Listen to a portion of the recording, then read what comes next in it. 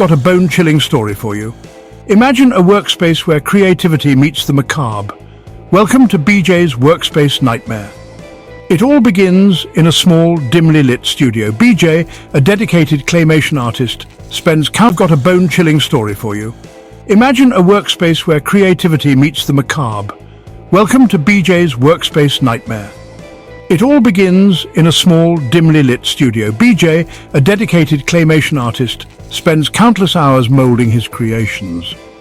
The studio is cluttered with tools, clay figures, and eerie shadows cast by a single flickering bulb. One night, BJ decides to stay late, driven by a gnawing feeling that something isn't right with his latest project. As he shapes a grotesque figure, the room seems to come alive. The shadows stretch and twist, whispering secrets only BJ can hear.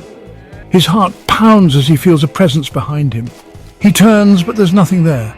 Just the empty, silent studio. BJ shakes it off, attributing it to his overactive imagination. But the feeling of being watched grows stronger. He focuses on his work, trying to ignore the rising sense of dread. Hours pass and the figure in his hands takes shape. It's a twisted, gnarled monster unlike anything he's created before. Suddenly the lights go out. Plunged into darkness, BJ fumbles for his flashlight. The beam of light cuts through the blackness, revealing the studio in eerie, stark contrast. He hears a scraping sound like nails on a chalkboard coming from the corner of the room. His breath catches in his throat as he points the flashlight towards the noise. There in the corner, one of his clay figures moves on its own. It twists and contorts, its lifeless eyes fixed on BJ. Paralyzed with fear, he watches as more figures begin to animate, crawling towards him with unnatural jerks and spasms. BJ stumbles back, knocking over his workbench. Tools clatter to the floor as the figures close in. He scrambles to his feet, heart racing, and makes a break for the door. But it's locked. Desperation sets in as he pounds on the door, screaming for help. The figures surround him, their cold clay hands reaching out. Just as they touch him, the lights flicker back on. The figures drop lifelessly to the ground, leaving BJ alone and panting in the middle of the room.